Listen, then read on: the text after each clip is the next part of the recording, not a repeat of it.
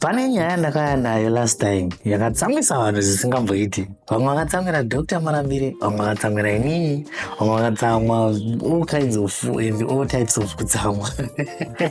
Nyaya change iri kuti Dr. Marambire vanga vataura kuti mombe hadzina mari, ende vakabva vaita mabreakdowns vachitaura nemafigures vakati chinoita kuti nditi mari mombe hadzina mari ndeizvi neizvi neizvi. And I know kuti most of you guys panapa muri vanhu vanoita zvemombe, vamwe munotenga mombe, ende takangokura tichidzidziswa vanzi unofanira kuita zvinhu zvemombe, unofanira kutenga mombe, unofanira kudi. Some of you guys makandifonera, ndaita time yekuti vanhu vandifonera vachizoda kutotaura neni kana ma-hour, ma-2 hours vachitsanangura. Ndikati zvese zvamutsanangura zvinazvo zvobatsira because inini hapana zvandozivawo. Handitika inini ndiri kuda kuti inini muuye mutaure zvamunotaura izvozvo muchitsanangurira vanhu kuti vakwanise kunzwisisa. Vamwe vakataura vachiti uri kusiya vanhu vasina kana chavanoziva kuti vange vachiuya vachitaura. Ndikati inini hapana munhu andiri kurambidza. This channel ndiye munhu wese. Handitika iwewe kana une side rako une zvaunoziva kuti zvinobuditsa mari kana kuti zvinoita sei, uya utaure side rako. Dr. Marambire pavakataura zvaitomeka sense. Handizvona. Saka iwe kana uchitsamwira nyaya iyoyo sori zvako, kana kutuka tuka hako, ende ndingangotana nchiti zvauchatuka zvezvizvo newewo. Handitika iko zvinopa nguva ine toda vanhu vari serious kana kuti vanhu vane pfungwa dzinodhonza. Handitika yanguva yevanhu vane pfungwa dzinodhonza. Hapana nidi yekutukana, hapana nidi yechi. Iwewe kana une side rako raunoziva kuti no mombe dzine mari pakuti zvakati zvakati. Kana uchida namba dzangu dziri mudescription wobva wandifonera. Handitika wandifonera totaura. Kana da ndoya nemakamera angu ndoya nechi toshuta video uchitsanangura, kana da uchitotiratidza kuti saimone zvinofamba so. But vamwe vacho vaifona wobva wataura kuti inini handibvofa ndakakudze kuti mombe dzine mari because munozowandisa. Imagine mafungiro akadaro, hanzi tinozowandisa vanhu vanoita zvemombe, saka ndofanira kutoti vanhu vasatozviziva, saka zvototaura naDr. Marambire zvitori right kuti vanhu vasaziva kuitira kuti tisare tiri vashomanda zvemombe. Mafungiro evanhu vatema kwete kuti hanzi vanhu ivavo chete, vanhu vatema. Unoone pfungwa idzodzo dzekuti bhizinesi randiri kuita handisida kuti vanhu varizive, kana kuti zvinhu zvandiri kuita handidi kuti vanhu vazvizive because vanhu ndozvinoita kuti murambe. Vamwe osati kuti kuna vanhu vakawanda nemabhizinesi akawanda vari kuita ekuti tinotovafonera toti tinoda kuti mutiratidze kuti munoita sei kuti muwane mari. Munoita bhizinesi remambaira, can you show us kuti rinofamba sei, muri kuwana sei mari? Vachinzi aiwa kana ndombodi kuti vanhu vazive. Munoita bhizinesi renguruve, tiratidzewo kuti muri kuzviita sei kuti vanhu vadzidzewo. Kana zviti vanhu vanozozviziva, ndoda kuti ndega tiratidzewo kuti muri kuita sei kuti muwane mari nezvamuri kuita, bhizinesi ramuri kuita. Not only kurima chete, any business. Pamwe pacho toti mune musha wakanaka, tipewo katingoratidzawo vamwe musha wenyu. Hatitombotauri zita renyu kana musingati titaure. Tingotipewo tingoratidzawo vamwe, tipewo vamwe inspiration.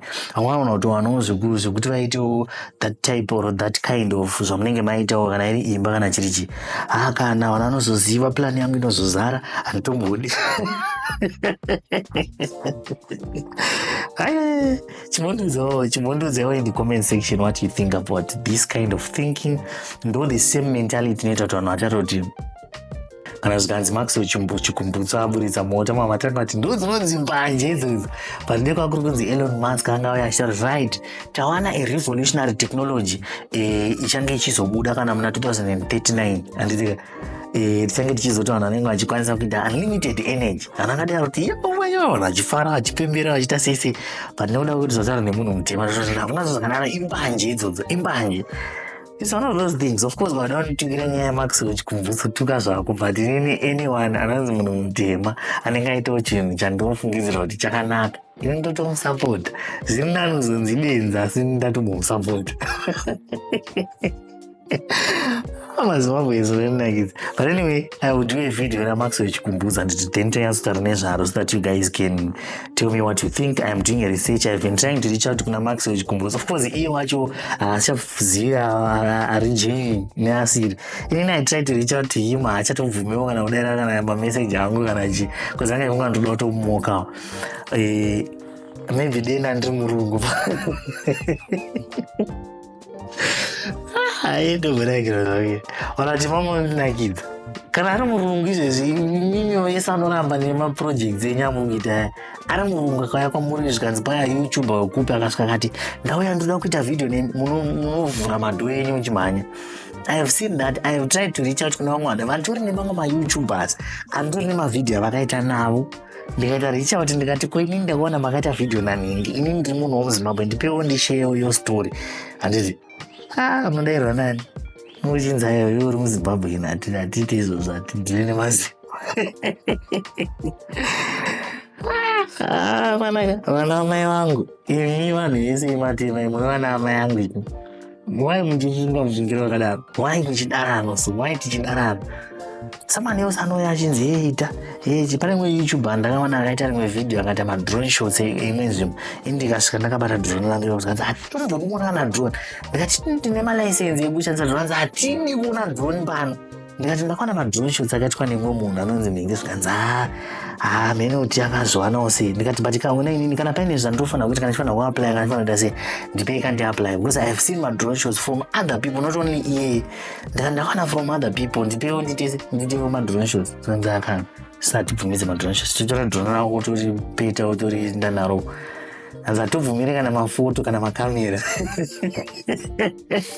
ndikazi hatimbobvumiri kana mafoto kana mavhidhio ndikati panobhadhara mari kana ndichifanira kubhadhara because ndoona vanhu vanoshuta mavhidhio zvikanzi aiwa hatitombobvumidze mavhidhio chero ukanzi une accreditation chero yekumedia commission hatitodi hatibvumidze makamera panapa ndikatakomana ndinoda kuti ndine chitupa chakanzi Zimbabwe kana ndinoda kuti ndiriwe kwako weganda rako.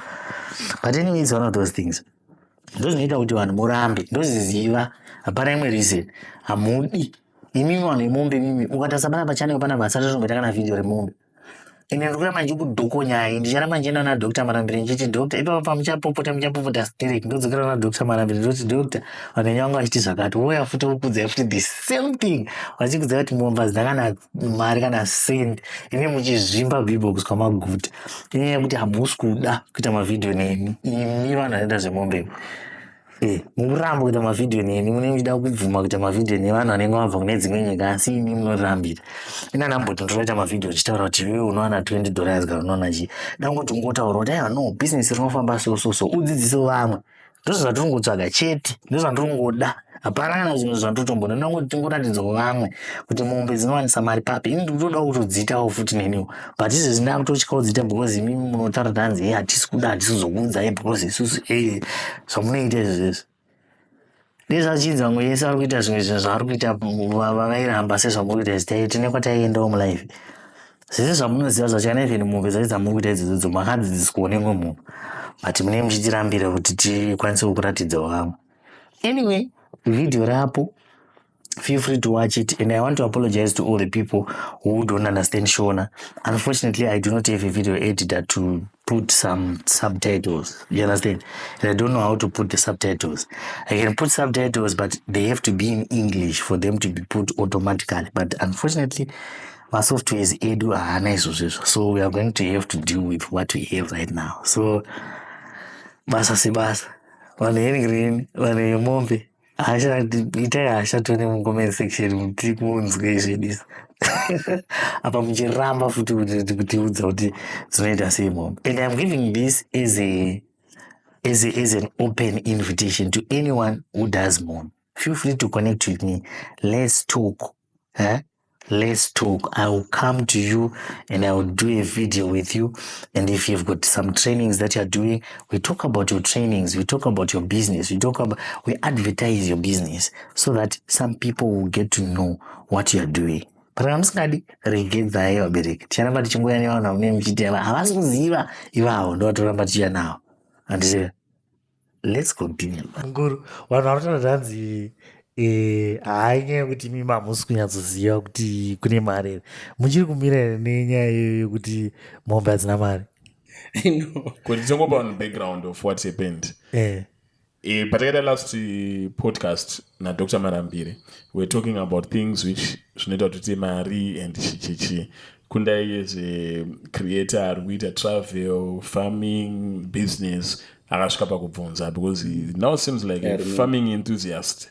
Saka tototarisira kuti manje anopiwawo chifamu chake chaanotryawo chichi. So Dr. Marambire wakati shoot down the idea yeMombe vakati Mombere havana Mombere saka pakaita vanhu vakataura kuti no Dr. Marambire pamamuchitaura mwedzi makataura mukati kwakaisa mukomana wemombe kumusha mari yaunozoshandisa chichi ende makacalculate and it made a lot of sense. Saka kune vakazouya vachitaura kuti no orit tomboti izvozvo kuti une mombe dzako 7 but inyaya yekuti hamusi kuziva kuti kune mabreed anoenda ma5,000 ma20,000 machichi plus kune mwayo akazouya achitaana isu tinoita dziri commercial zviya zvokuti tinoita dzakawanda chichi ndo panenge pane mari yakawanda.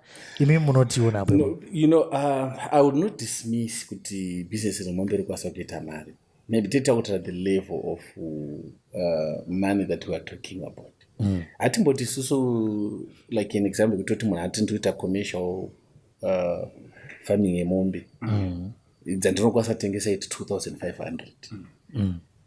Honestly, which means that cow inokwanisa kutengesa 2,500. One imombe inokwanisa kuda maybe supplementary feeding. Imombe inoda kuchengetedza nemishonga yakasiyana siyana anochitenga. And then imombe inokwanisa kuda maybe 2 years kuti ive matured kuti utengese. So alright, let us say iwewe nemombe tombodhilana iri 1. Even though ndizvati pamunokwanisa dzakawanda but it's very rare kuti ungaita more than 10 cows dzakadaro. Imombe yekuti airare pasina lights inozorumwa nenyoka. Ndakamboenda kune imwe restaurant kuSouth Africa kwaunobva kutora tanzi nyama yemombe yatoda kupai yaimwa wine yaimasaji wayairarama stress free kutizozorora pambeda. Ndakaenda kukenya ndikadziratidza mombe dzimwe dzotoiswa maheadphones kuti dzinze music kuti dziri vane ndo vanachitodzipa stress. So ukatarisa mombe yakaita seiyo handidi waenda 2 years, let us assume kuti iwewe yofamu kwakumbhadhira kumari inenge iri zingembo $100 pa 2 years is 24 months. Saka vanenge vachimbhadhira $100 yado vachi 2.4 yatobuda. Then iwe kana uchishandira kusiti uchagara uchiti every weekend kunoona mombe dzedzi urudira fiwo ye $150 mumatama. So there's a lot of mombe inoendwa kuvisiting imombe maboda. Exactly. Saka you'd find that chandakaona chinoita kuti business redu vanhu vatema risabudirira tikawana figure we consider it as profit. Ndikatengesa mombe 2.5 ndodoti ndaita mari 2.5. Hatichatarisi now my indirect costs aunenge waita incur during the process. Saka I still stand with my words kuti no mombe hadzina mari zvokudaro. Ngatimbogara pasi tinyatso calculate zviri correct. And then the other thing that I noted now because we adopt this issue mombe kunyanyanya from my whites right cattle ranching. And I stand to be corrected. But varungu 90% yemaprice ekettle ranching ari mumazonzi ane minerals. And in most cases mazonzi awa ane alluvial. Ingava diamond like the guy wekwamutare atichataura nomazita aingeita farming yake kwamutare we later found out that there was ngoda kwakune diamond price imomo. And then tikapinda muna Namberengwa naNashurugu even kufamure former president Ian Smith of Rhodesia. His farm was in Shurugu. Kune alluvial gold even underground. Topinda muna Namberengwa Felabus ma areas also waona kwakaiswa cattle ranching kune alluvial minerals. So I still believe today that the guys were getting minerals during the time yavo yekuchengeta mombe. Saka mombe dzadziri skillful. And it's easy kakuzochengeta mombe zvekona une mari because ukaona kg isusu now tichitanga kupinda muMberengwa in 2011 vanhu vaiona alluvial vachiwana 6 kgs 1 kg pamusoro. But this is the area yechengeterwa yechinzi cattle ranching yeCAC nemamwe maprice evarungu. So we need to check correctly to say alright animal husbandry mombe business iri kufuwa mombe ndiro chero rine mari here or the guys who are trying to copy from vane zvimwe zvinhu zvaivapa mari. They were enjoying the alluvial minerals. Kana chiti alluvial minerals tikutana maminerals ari paground ari pasurface asingadi any means of mining. Kuti nongosangochera nebadza imweni itori on the surface. So I still believe kuti no pamombe zvapapa panda kuti vanhu vambonyatso kuassesa votitaurawo chokwadi those vari into cattle ngavambotipawo a breakdown to right inini ngandine mombe dzangu dziri 20s kubva chiri chimurusika chakura ndienda spenda mari paichiri pandinozotengesa ndienda profit mari. Pane yakatengeswa mari zviya 4 million rand. Pane yakatengeswa 4 million rand mombe iyoyo yakanetsa painternet pese makamboinzwa inotengeswa South Africa. ndakainzwa but now you know let us be realistic because this is business we are talking about. Ingani dzakatengeswa ne 4 million kubva tichizvara uri in history ingani dzotengeswa every day. That's the question. So when you think it's got 4 million, it seems like more like an exhibition. More like auction. People they will be bidding for that. But so you look, I'm someone who is so practical. Dapa kunyote semuna sinaenda uchukua. Semuna akapoa doctorate. I'm very practical. Just kuti ndoda kuti angati tori nyaya inobatika. All right. It's kuti business really ndo mamira rakaita 1 2 3. This is how we are making money. Right now kandibvunze no construction ndokutaura kuti all right we take a bill of quantity. Kuadmit supply cement tinoitenga mari tichitengesa mari saka it's not easy kuti munhu udone but now most of my business edu isusu vanhu vatema anodona because tinotiita gross income as our profit. Izvi zvindikaita business kundai munhu akaya kuti muri kutora mapictures okudana kana kumuchato yakutora mapictures uchaja 500 unonza munhu achiti ndine 500 kofiwo vanhu vachaemploya time vachashandisa vachiedza and everything at the end of the day paunosara $100. So that's why chiona vachizopesera vienda manje kumaprofita kunotsvaka kuti mari yaende kumaprofita paTikTok. No vanhu vanoenda kumaprofita vanoti no ini pamwe pane spirit inondidyira mari ndikushayiwa mari yangu zoti tikuenda kupi moti hano ndine shavi reurombe rakandigara no ngatimbotanga tacalculate you know patakaita our annual general meeting we review my income revenue yaletitawana department by department. So when department rakatipa isusu review tose takatarisa kuti tisiri tutu takaita mari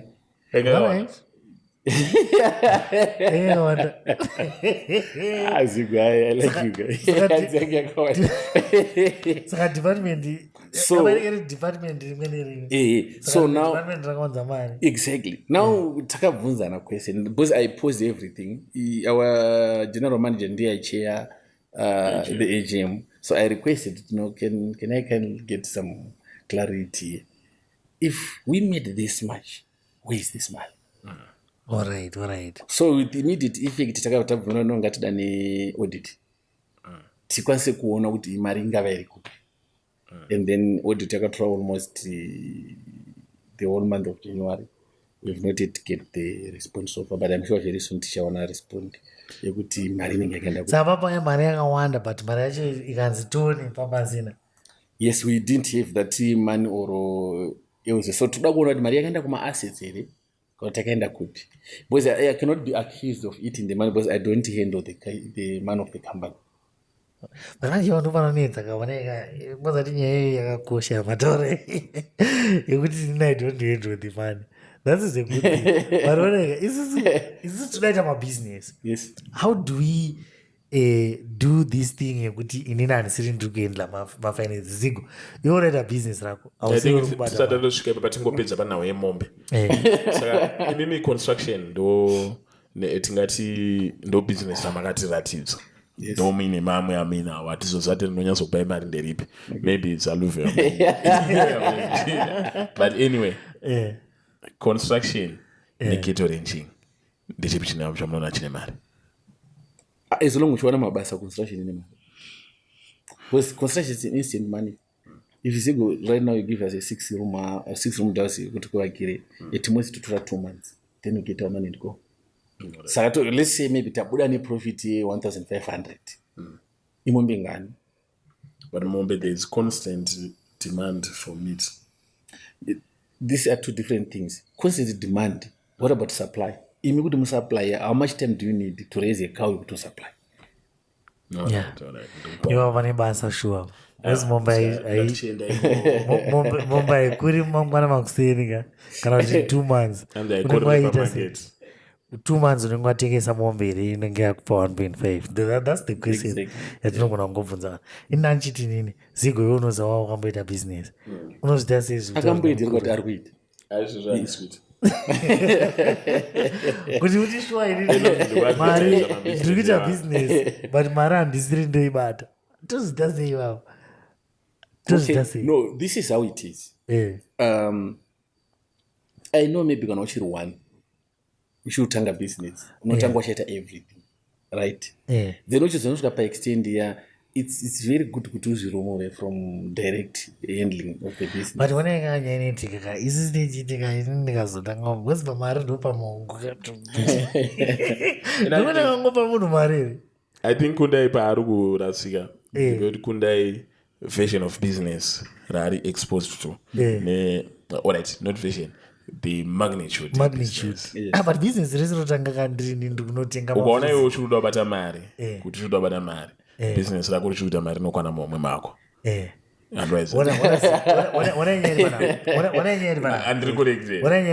isisi tiri kuti handiti vanhu vane mabhizinesi ane magnitude sezvamurutaura yekuti mamusiri munobata mari handiti variko, but obviously you start from somewhere ende kana watanga from somewhere uchafanira kuti usvike ipapo pakuti utransition from business rekuti ndiuri kubata mari nekuti uchizoti mari handisiri nda kuibata. How do you transition? I moved from handling the money very early, I think in the first 2 to 3 months. Why? How did it happen? It's like this.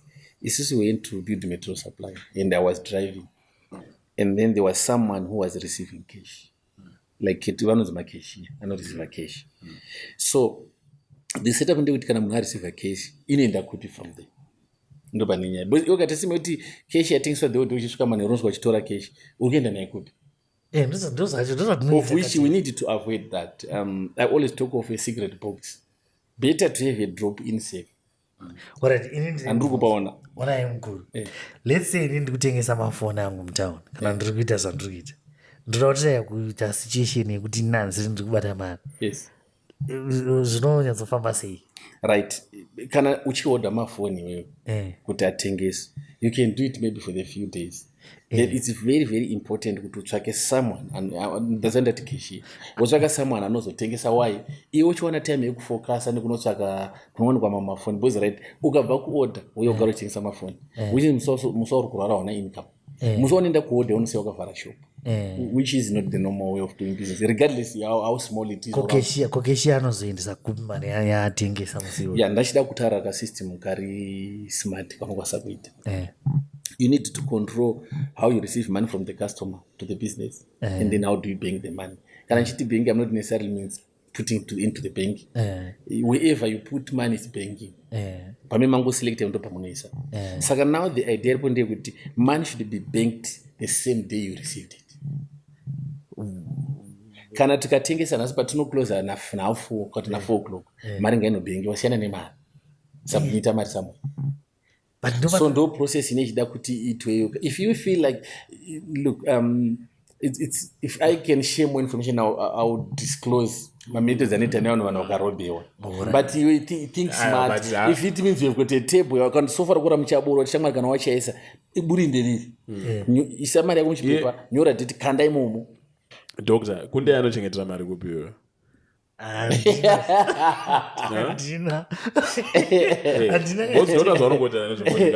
kana mapedza zvamamuchita zvese teirapera ndite. Of course I don't believe unotanga na cashier because probably ukatanga na cashier unomubhadhara necashier wacho usati wane mari yekubhadhara another employee. 2-3 months that's it. Nditi cashier arikusiva mari, cashier havana bachaenda kumba nemari iyoyo. Inside you've got a cash box mukambani menyu oro you deposit mari kwamunoita sei kwamunoideposita ndotuma ways andoziva. Kana mari unoideposita kwamunoideposita you go and take it mangwana futi mada kuishandisa mine daily plan noti muda kushandisa mari ichi zvakadii hazvi zvongoti iwe mari you are really talking the very correct processes of handling money. Yeah, I'm a businessman.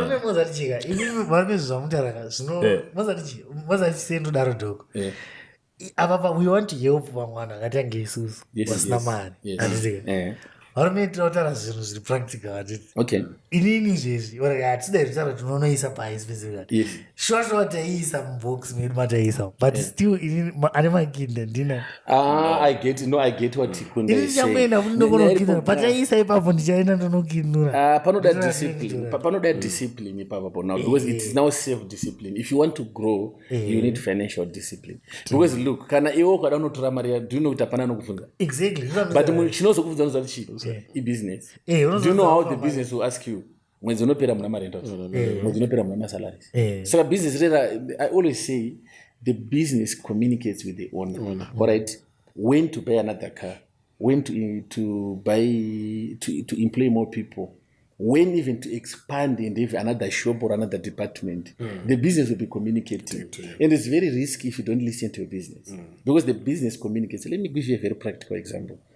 When we started running our company with two, me and my brother, I spent the whole day to shop. Then later I was now going to order. It's organic stock.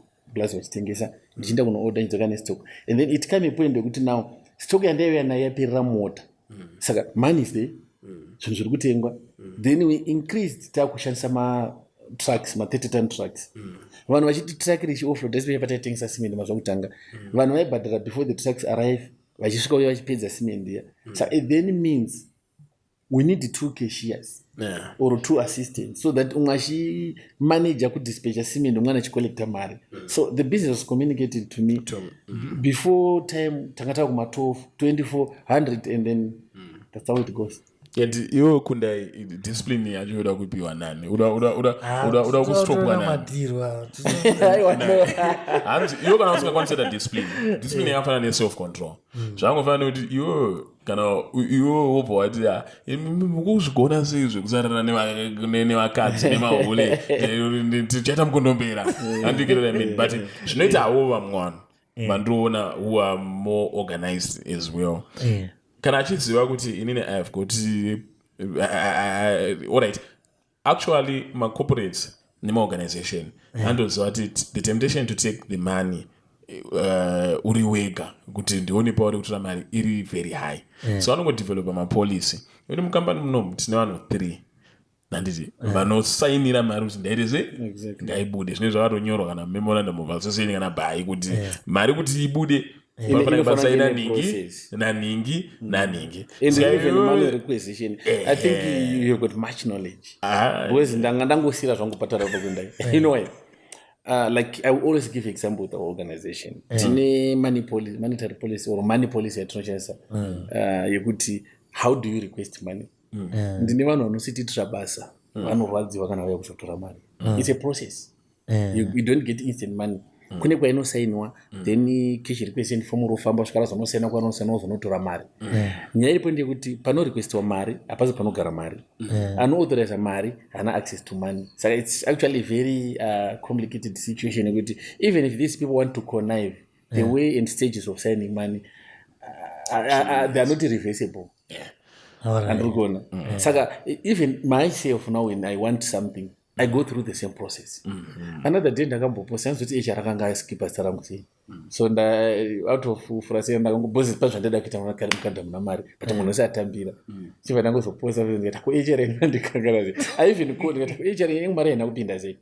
And then she had to look and say I know sorry when I was inputting it was just an Excel sheet format ratinoshandisa.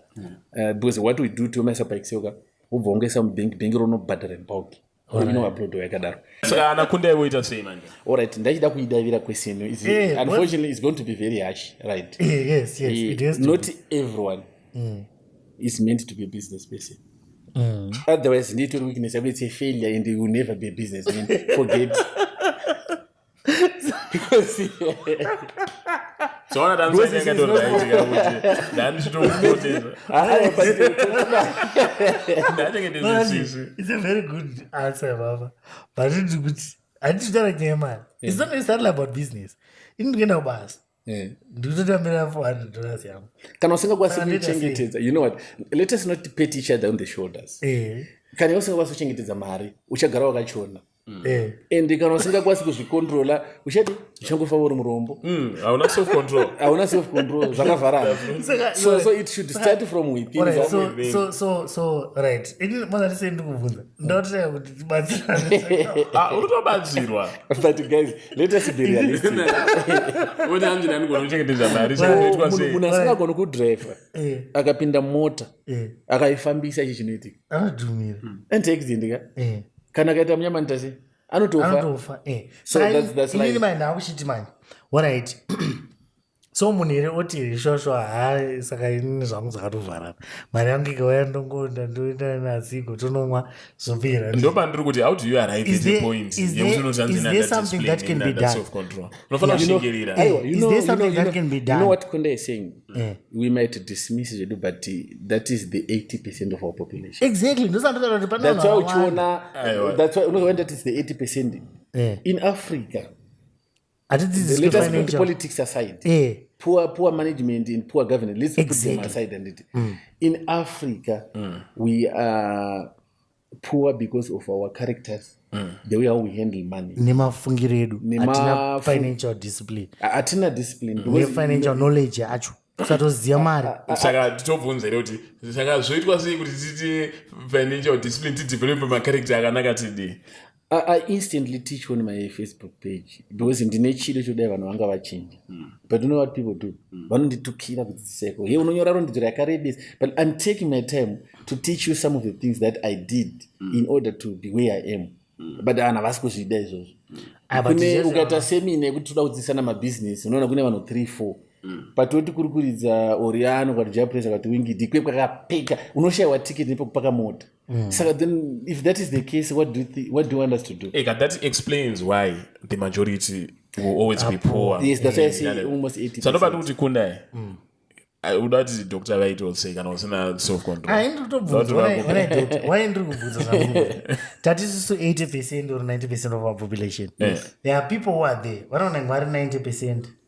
Inini I'm asking this case because these are some of the things that people see. And also in I've also had a situation when I was struggling with that. Yes. So there are people who yes, you can say kuti asakana zvakadaro saka meno zvako anditi. We can say that meno zvako sha but kune umwe munhu anotodawo. Zvafanira kuti kune munhu anogona ngachienda kana kuti kana tomboti munhu anoba kana anomwa doro kana anosvita mbanje. But iye anenge achiti zvandoti zvasi right but ndoita sei kuti ndizviregedze. Kuzinzisa. Yes.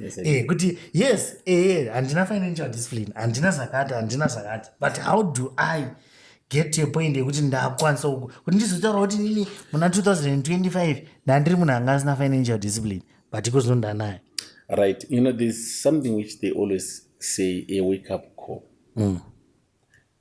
Pane ma-instance anetika mu life. And don't believe kuti kana Mwari vauda kuchinja life yako vanomashandisa.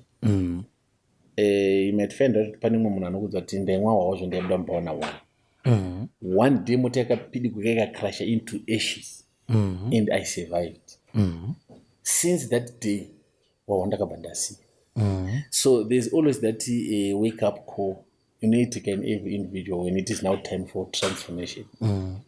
So unfortunately we cannot wait for that wake-up call. But the advantage of social media, internet and all that, we are having a lot of podcasts ari kudzidzisa vanhu. Iwo pachako sedunga munhu ingowo munhu yanoti ndoda kunoteerera ndoda kunzwa kuti vamwe vanozvita sei ndoda kukopa and ndoda kusandura life ngaingova a desire. You know, when I was young tichiri kurisa mombe kumapurazi kwekwe indaitaurira vanhu kuti unozwa kuti kana ndakura ndoda kuzoita chakati zvinhu zvakanaka. It was my desire. Let me tell you one thing. We built a house a certain lady ari ku-UK kwachigodoro. So one day I had to drive neajanzi yake tibva kwachigodoro. Saka we were just talking and I was sharing my story, my background with them. Achibva do you know kuti ndakadzidza naWiki now in same class kuboarding. Aimuka usiku muclass achitaura nyaya dzemabusiness ndichazodai I'm talking over chiri kuchikoro. Look what he is. Saka it should be something from within. You should have that drive from within. Ukonosina that drive. The first thing that I can say, find that drive. Find yourself. Find your purpose. And if you cannot do it for yourself, then do it for your children. If you are married, do it for your wife. So you need to find a reason why. That's why ndachingogara ndichipusha mfano chitiyo toda kuti tinekata kusangana tisangane pana mainini because you know right now let me take a good example of my brother here. If he's okay, I see he's got a very nice apartment and life yake iripa is driving life yake tingati iri correct but akange funny car but ukazenge nawo ane mudzimai nevana it gives you a certain purpose of working. Imagine somebody you look at your duplicate. Zigo junior wakachitara chikwa papa. You know, you start asking yourself, like, hey, this girl is in and to see that one. I was my duplicate in the Roma Mari photo. But very soon I'm going to have. Let me say this, Kunde. If that happens, we should organize a very good present for you. Icho pana akwa ka. What about already based? Pana akwa. Mningina wiki neo. Akanzi ndingira kuti kukupa mota what vanzi ukaroora I'm going to give you a house. Shamari. Ukaroora ndambotora nguva 2 minutes. Hauchi wakadzosa sakati kuti padhuze musisi matongo paplay takutofanira chakundai Dr. Watawa kana usina financial discipline kana usina self control kana usina hapana wangu aiwanda titose wangofanira nemunhu ari kuti hanzi inini gaizika inini handigona kuzvicontrola pakurara nemahure saka ndoita sei kuti ndisaite HIV izvo hapana zvatikaitewo unoregedza kuita sei andona hanzi unoita sei unoregedza saka kana usina financial discipline unoita sei kuti unoona kuti inini ka alright ndinogara chingomwa doro everyday nichingofunga kuti amana ndikutonzwa kuda doro handigoni kurara musoro wangu unotorwadza because handamwa doro but kana wakuda kuregedza doro unongoregedza ndo zvatiri kuti kana iwe usina financial discipline usina self control kana zvichanyatsokudzvanya unoita sei let me say this guys timboti hedu kuenda tichivavo lenient pane zvimwe zvinhu tisanya kuva too harsh. Do you know that there's a purpose in everything that we do in life?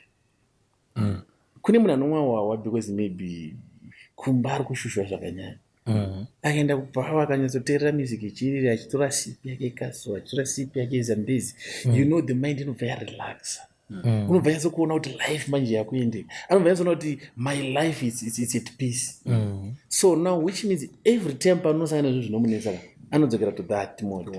Ane reason yake yekuno then tozoenda even kuvanhu vanowana vane mabhebhi akawanda inwa wandomwira hangu enjoyment atizviona you enjoy a lot you dance yes and then tochienda paishu kuti hanzi unonzi iwe urara nemahoro wazoita sei.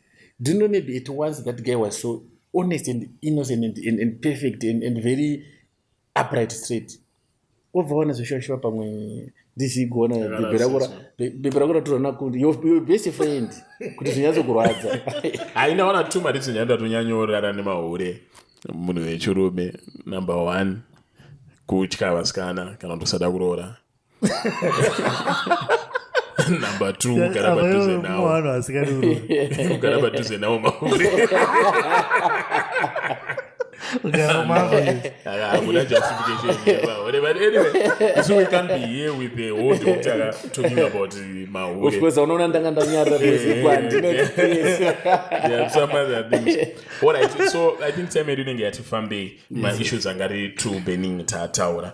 This is now 2025. The last interview we had in 2024. Okay. This one really was it 2024? It was January 2025. Yeah. That was in January. Slogan the time. January, I think it's more like there were 2 months. Ndakatombobvunza how many months do you have in January? Una February tautanga manje kaitwa Valentine and January ane 35. That was in 31 December. And it 31 or 31. When is it 31? 28, 29. 28, yes. Papa pakati. You're right. 28 December. So ndakakangana. Alright, saka 2025 tatomu full cruise izvezvi zvokuti arikutosara pamwe atoita sei atosara Zigo ane magoals ake ada kuachieva Kundai ane ake imimi you are planning to get to the next level but even yako mukaramba muri papa tori ball mukasafamba mune mutori. What advice would you give to young people vaombe ati nabasa nawo ndavaite zvavari kuita young people who really want to make it, not make it in a way iri dramatic or iri but you see a very decent growth. I'm now friends anonzo to trust the process. I like that. I know that akataura that is genuine and I always relate to trust the process. Honestly, to tell the truth, zvinonzi mufambi wenzira yeparo wayo muzivi wenzira yeparo ndiye mufambi wayo anditika. There's something that we take for granted in Africa. Tomboti like even in Zimbabwe. Ndoda tanya mentorship. and have my role models. Vana vechidiki, the young generations, a lot of us who come from families which are a bit broken in terms of financial, in terms of relationship and all that, and sometimes we inherit those problems.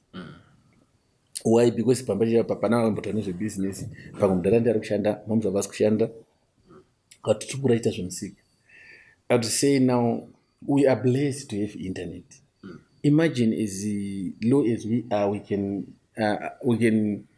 communicate or interact. Nana Elon Musk, the billionaires, Nana Strive, Masiona Jikma. Internet yakatipa access. It's up to you to choose. Like Shadaj is one to tell nana Andrew Tate's my millionaire. But I think I still like about my single mother. That's absolutely, it's not something that I would say young people should be motivated about. And when I'm saying interact, it should not be only about talking or commenting on their pages. It should be something where you learn life skills, how you can improve your life. Elon Musk. I look at Elon Musk and I see sometimes it's the term that you are not expecting office. I actually saw another video Philip Changwa sensing amukira ku project. I myself most of the time yokurara is between 12 to 4. 5 Another 4 hours. Very that small hours. And I have to ask my doctor why I don't even doze when driving. Those another dog phones so it's a lifespan. I don't doze when driving. And so that is what I'm just saying one day. I don't know. I think I really need to talk to my doctor about that to find out. But in short, what I'm trying to say is you don't expect to be rich by accident. I said another time, I don't pray for miracle. I don't pray for luck. I pray for wisdom. I pray for opportunities. I pray for ideas. Because the moment they don't talk about miracles, where do you want something to happen as a miracle? Wisdom and the Bible, wisdom is the principal thing. Exactly. With all you're getting, get wisdom. Exactly. But people now, the young generation looks like they're not much interested in that. That don't pay a nickname. What's going to be? Dr. Barnabas Solomon Marambi. You asked for wisdom. So, Ndakati, one day I was talking to a certain young guy. He always come to me for advice. And then that what, I'm not that decorated entrepreneur. I'm Gucci. What now? It's not. I'm saying it's bad. I'm not saying it's bad, but it's now decorated people. I'm not because of the way they portray their life, right? I'm this guy who is done to it. We talk. Atinagana anything. Don't advice. Wono bondire we boss wa ignore advice. Yangu wakuchidzoka futi wavale mu problem. Asitozo kubudisa problem yanechi ni same advice. Acho vanipe a good example. Aicho chonto chakanibata manje.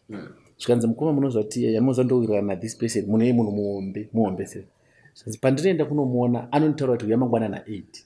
Ndosvikandogara mu office perception. Ndokwasamuona achidarika from one office to another ari busy. Half 11, 12, 1, 4 ndisati ndamona ndakangogara. Sometimes odozoti no hanchakwanisi kuona nhasi. Inda kumaresorts unorara kumaresorts amene vane maresorts guest houses. Chinaona guest houses ndozokuona mangwana. So ndakamupa advice kuti in future ukasvika iwe uchida kuvaona vakati ndiri busy at least sake of respect vape at most 2 hours. Kana 2 hours zikakwana ngavanhu waenda zvinonzi amukomana zvoti ndiri kumayamaenda. Sometime aendeda kunoona minister. Teta appointment ndasvika paya. Ndaona participant pakazara, boardroom kwakazara vanhu varipo vakawanda. Minister Mende, No, it's actually a cabinet minister. No, it's actually a cabinet minister. And then ndasvika paya, I stayed for almost an hour. 2 hours. Then ndarova pasi. Saka vanhu vose vazopera maybe checking from the schedule. We were actually communicating anyway. And then he called me and I came and then I found the I said, Minister, sorry, I had to rush. Can we reschedule? Then we reschedule another meeting and say, what you can do, come exactly by 8. And then I'll give you 10 to Vatauran. Exactly by 8 ndakasvika. Ndichinda mu elevator. ndakapinda neanother lady and didn't know that was his PA. Saka tinosvikirana kuoffice pareception paya tobva toti kuna secretary minisa vari kuita kutobuda chi because I don't know with this setup PA kana ataura zvavhara wotobuda wotoenda and she was shutting me out to say so ndakatadza kuona futi then tibva ndadzokera and then I left Harare. Then later he communicated, maybe it was around lunch. He was, no, we are back. I'm out of Harare minutes. So I was going to later schedule for next week. What I'm trying to portray is value yourself so that people will not take you for granted. Now the time I took set a meeting, ndichingosvika takasvika nabatwa nevanhu vakawanda. There were other ladies vaibva go certain organization echichi. Saka minister vachichaibva vanditsvaka kuboardroom. Secretary anga schedule anyway yekuti ava ndo vaifana kutanga kupinda. Saka ndakanopindirana kupareception. Izvozvo vanokama vaizvizoti kana vakangorega kundiona indoenda. Yes, so it will depend with the matter. If it is a burning issue you can wait, but in most cases ndozvoona kazhinji zigo muda kunoona munhu who inspires you kuti no nhasi ndiri kunoona ndara wakusvika pepe unogadzikwa pareception wagara pareception wakufona fona yako yaisudayirwa wakusenda message asi kureply wakagara pe kugara 1 hour 2 hours 3 hours 4 hours izvo zvokuitisa kuti uve cheap because in that person's eyes anobva aona kuti waona chimwe chokuita mulife. Saka ndakatogara pepe ndofana kutombodayira mamacalls ekuti nditange ndikudayira call but ndichitoti hello alright meeting here alright mine pane andangopesa izvezvi manje panapa can we organize another one ku Crown Plaza? Unfortunately, I'm not someone who encourages faking things because everything that I do is real. It's real. Yes, and that kind of a setup it will not help because I got office or reception. Saka atombokuoni. What you should do, if those guys stand up and go. Then, but don't be rude.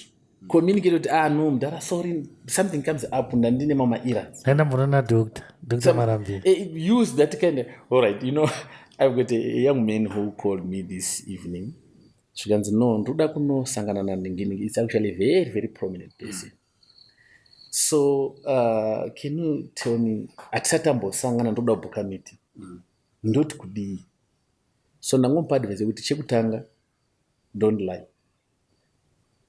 As soon as the phone is answered, say your name and your title. At least use your title because he's a managing director. So the moment not managing director of a certain company, can I sing guys you can a certain level, and then articulate the things that you do of importance on what I'm referring. If you are among the youth who spearhead something a program, you're welcome better because I need to talk to my program to mention such kind of those things so that the moment feel like don't know someone and value. We always give value out of a conversation. I was communicating with this other guy, unfortunately I'm touched person. India akazviona. Saka chero mvati no ndiritomanya ndikuneseka chitora phone yake. Aibvana zvanzi no ndine quotation 1.2 million from that day. Saka ndakatanga mutora chega nditi ndikuti ndichipedza I'm coming back to you and then I went back and communicate. I sometimes called him. Zvandasingamboiti. Why? Because ndakaona the quotation was in his name and authorized. It was a not purchase order. It was purchase order, but it was at the advanced stage 1.2 million with one of the organization. So I never know that someone. Yes. You know, so sometimes put value on your name. Indirectly, not that never tell people that I've got money. I always love to use the term I've got resources. That's my story. That life you resources. What resources you can impact in your life? Ayo, Dr. Tamedu, tipere kunda une one short question ekuti atizotangidze futi. I didn't do more question. Mangwachi ndozobvunza doctor kana mwana nonditanzi mwana munototaurana nadoctor saka makuita mari mwana ziko tichaita mari retina doctor. I think doctor isusuka tichaita an example because makabatana vana nyati ndobva life yavo yachinja. I think it's so much better life. You know, I'm trying to take pride. Let us look at my artists, upcoming, but then was not it upcoming artists. I always take pride by artists. We started working together and she's on top there. Yes. So I always believe that God has given me a talent that whatever I touch turns into gold. but now zvinokwanisa kuzoitika titaure direct on camera mukoma zigo mukoma kundai kana mukava stubborn now and take other things not serious even you are supposed to turn into gold, you can turn into what brass rakada mufane chingotaura pachena lokomana mukuva stubborn ndakakuti nyorai mafiyedzi yenyu amunonyora zigo anotaura zvinhu zvotaura pakamera anotaura pakamera handichaite stubborn. Shapano one content creator. We spoke about a good initiative. Then I should ignore. For recently, I don't know what happened. I'm on the content. Never talk. So I then started taking back. Do you remember? Discuss this. Yes. Why did you not implement them? So yeah, it works. A problem there now because what a cool content creation and unema followers and even are not bigger. You are no longer humble to take any advice. Do you know where I am right now? I always take advice. I'm a good listener. Some of the things that not discussed even was not anything in terms of business. I listen to this is a point. Effect is effect. Where they are told on none. Hands na baba machi so amwaka unzwa. Effect is effect. Thank you so much, Doctor. Then last question in Saipindre Norond.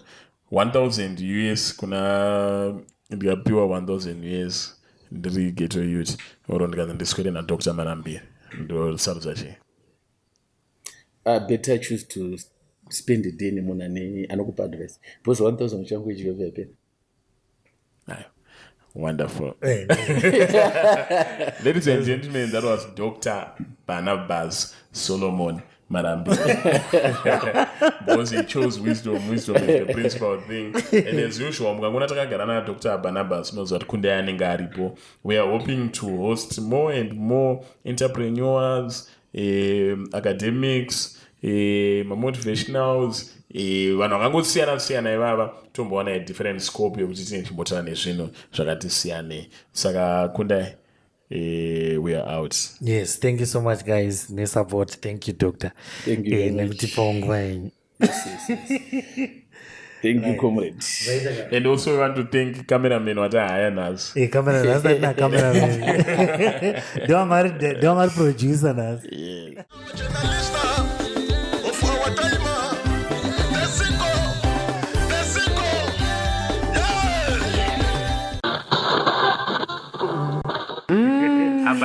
Bars on bars on bars. Zigo coming through with the bars. Anyway. Mukoma Zigo vanopisira svoto vachamhanya vachatiza nemumukoto. Zigo chayakatogerwa zviri nani musoro make kupfuura iwoyo kana Zigo akatomira patori nani kupfuura iwoyo.